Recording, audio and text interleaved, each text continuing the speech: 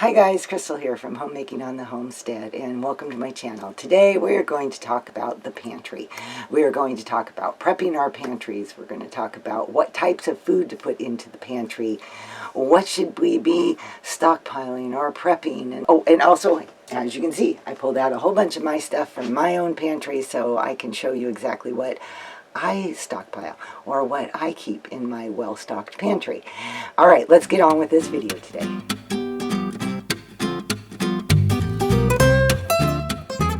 One of the things that I think is important when we get ready to fill up our pantries is to think about how you cook. It is really the most frugal and economical way to stock up your pantry if you do not use a whole lot of prepared, prepackaged foods and tend to use basic ingredients and cook from scratch. It really narrows down the amount of things that you are going to need in your pantry. Also, when I choose foods to stock up on or to have readily available to me in my pantry, I try to think of things that have a good nutritional value to them. So I don't want to have a bunch of junk in there, but I do want to have foods that are going to feed us well. There is a lot of reasons why being prepared is important. You could have some sort of emergency. You could have some sort of illness. There could be a natural disaster. You could have a job loss. There's a lot of reasons beyond the hype that's going on in the news and things today that makes being prepared an important thing. I raised 8 children and we were on one income, my husband's income. He had a very stable job, and so I never really worried about job losses, but job loss could happen to anybody at any time. The other thing that I think about in being prepared is, and when I had 8 children, is that is a lot of mouths to feed. That is 10 people who need to eat 3 times a day. That's a lot of servings of food. So it only made sense to me to make sure that I had plenty in my freezers, plenty in my shelves, and I needed to make sure that I could keep my children fed regardless of what happened. So obviously, as I said, the question is, well, what should we have in our pantries? What is the types of food? As far as how much you should have and how long you should have it, it really goes by your own family size and your own eating preferences, your own food likes and dislikes, that type of thing. So all I can say is I'm going to show you what I have based on how I cook, which is cooking pretty much from scratch, looking at things for their nutritional value as much as possible, and also there's only 2 of us, so I don't need to stockpile today what I did years ago when I was trying to feed 10 of us, because now there's only 2 of us. So let me show you what I have. So number 1 on my list is baked goods. Items that you need to do some baking. And the list of things that you will be able to bake for yourself is huge. And you can bake bread, you can do biscuits, you can do muffins, you can do pancakes. It just goes on and on of all the different types of things that you can make with just a few staple items in your pantry. So as you can see, what I have here is some flour, and I try to keep extra flour in the freezer. I have sugars and sweeteners to bake with. I have white sugar, powdered sugar, brown sugar, honey, and of course leavening. I have yeast, I have baking powder, I have baking soda. I also keep a supply of things like cocoa powder, powdered milk, salt, and I try to keep a supply of extra things like chocolate chips as well. Okay, number 2, the next thing that I think is really important to have on hand is protein foods. Things like canned meat. This is my own canned chicken. If you saw my video on that, I showed you how to can up chicken with the bone in it. I also have recently canned up hamburger to have on the shelf. That's very nice if the power goes out. It's very easy. Even if the power doesn't go out, it's great to have it as a convenience food. In fact, I plan to use a jar of this tonight to make my dinner. Also things like tuna fish. You can buy canned chicken, you can buy roast beef, Any kind of protein foods to have on your shelf, I think, is a great idea. Some of the other types of protein foods that I keep on hand are things like peanut butter. It's a good source of protein if you happen to need that, so I always have a few jars on my pantry shelf. And nuts. I always buy nuts. We like to just eat them as snacks, and nuts are also a great source of protein, and they're a great source of fat as well. Okay, number 3 kind of goes along with the baking, because most of the time if you're going to bake, you're going to need some sort of fats, and fats are very important for our diet anyway, at least in my opinion. I'm going to show you the fats that I most commonly, these are the only fats that I actually really use. I use olive oil, I use avocado oil, there we go, get it in there. I also use coconut oil. I don't use it as much. I used to use it a lot more, but I always try to have some. This is actually getting kind of empty and I need to get some more. And of course, butter. Oops. There we go. And I will freeze my butter. If I see it on a really good deal, I will buy as many as I feel like I can afford and have space for in my freezer. I know that there are people that can their butter, and I have not tried that. I am actually tempted to try it. If you can butter, I would really like to know what you think of that. I've wondered if after you open the jars, does it have the same consistency for spreading on toast and stuff, or does it separate? Or, you know, what is that like? I don't know. That's why I'm thinking it might be interesting to try it out. Another great source of protein, and kind of in my mind a category almost all by itself, is beans. I think beans are an amazing food. I know I have talked to people that can't stand beans, but I really don't know why, because they are pretty mild in taste. They are loaded with nutritional value. They are loaded with protein. They will extend a meal if you're feeding a lot of people. They will, you know, really just give you a whole lot of value for your money. So I tend to buy my beans in bulk. I buy them dried. I do occasionally buy canned beans, and I also can up dried beans for my shelf as well.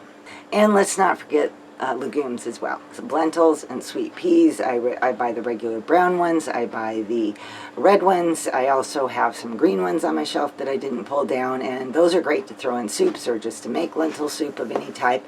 And having a supply of my own home canned beans is very convenient and very cheap. It takes a half a cup of dry beans in a pint-sized jar, and so that makes it very easy to use and very inexpensive to have just sitting on my shelf. Okay, so number 5 on my list is grains, and this is rice. And I just pulled these out of the freezer. Typically, I buy them either in the bulk, or sometimes I buy them by the 20-pound bag, and I end up storing them in my freezer. Now, I know that there are other ways to store them. You could do Mylar bags, you could do containers with oxygen absorbers and things like that. I tend to just put it in my freezer, and that seems to work just fine. Along with the white rice, brown rice, I also keep a supply of cornmeal on hand if I want to make some cornbread or something like that. And I have a lot more oats than this. They are in the freezer currently, but I keep a little jar to have on hand so that I can have those if I need them for a recipe or something like that. But oats and cornmeal are both great grains to keep in your stock. Okay, the number 6 is spices, seasonings, and all of that good stuff. So, I mean, if you're going to cook from scratch, spices and seasonings are a must to make everything taste much better. So I tend to keep supplies of things like garlic, granulated garlic from Costco, chili powder. I use that in making chili and making enchiladas and things like that. I usually keep a supply of some all-purpose seasoning salt. This is Johnny's brand that I get at Costco. I've used Lori's, whatever your favorite brand is. I always try to keep a good supply of that on hand. This is another spice that I really enjoy from Costco. It is garlic and herb seasoning. And that sometimes when you're just looking for your soup to have a little bit of extra something, this is really a good one. As well as salt. Let's not forget salt. And I don't know if you can see that. My salt kind of looks funny. I'll tell you why. I usually use pink salt, and I haven't been able to find it. That is one of the shortages, so I ended up buying some sea salt. This is the container I store my salt in, and when I mixed them together, the pink salt is kind of mixed in there with it, so that's why it has that look to it. The other thing for a seasoning that can be good to have on your shelf is like bouillon cubes, or I've lately been using this Better Than Bouillon from Costco. I could definitely see getting a couple of these to make sure I have them on the shelf. Okay, number 7. I don't know if this counts as number 7, but these are just probably some more miscellaneous type things, but pasta. Okay. If you saw one of my last grocery hauls, came across a great deal on pasta, so I have a lot of pasta now on my shelf, and again, that's great. It makes soups, it makes pasta salads, it makes spaghetti, it makes all kinds of things, and it's really nice to have on hand. Other miscellaneous items might be things like powdered milk. I know I mentioned that under the baking supplies because if you have a recipe that calls for milk, it's nice to have that on the shelf in case you run out of milk, but it could also just be put under miscellaneous, just so that you have it available. If you can't get to the store for whatever reason, or the store runs out of milk or whatever, it's just always nice to have that on the shelf. Also, maple syrup is a good one to keep up on the shelf, but unless you are definitely wanting pure maple syrup, again, that's actually something that is super easy to make with brown sugar, water, a little maple flavoring in it, and you've got your own homemade maple syrup, and you made it for pennies. Okay, now I've kind of covered the things that I have, but and a minimal list of things that I think are important, but there's a whole lot more than that. If you wait till the end of this video, I'm going to share with you a link and something that you can print out yourself that has a very extensive list that I made years ago. I think when you are building a stockpile, organization is so important. So remember to, when you come home from the grocery store with your stuff, remember to always put the newest things that you bought in the back of those shelves, bringing forward the things that have the nearest expiration date on them. When I haven't done that, that's why I end up with items as I go through to reorganize my pantry, and I end up with past its date type things, and then I move those aside and make a point of using them as soon as I possibly can. Also, it can help to have a notebook where you write things down so you have an idea of what you have and when you bought it, and maybe even when you need to use it up. I'm pretty sure I haven't covered everything when it comes to a pantry and filling your pantry and having a well-stocked pantry. I think, you know, I mentioned it in my video on prepping and pantry planning and, you know, being good stewards of our resources. I think, in my opinion, it is wise that if you can do something, then you should do something. If you can't do, you know, I've seen pictures of people standing by these huge, gigantic shelving units filled with food.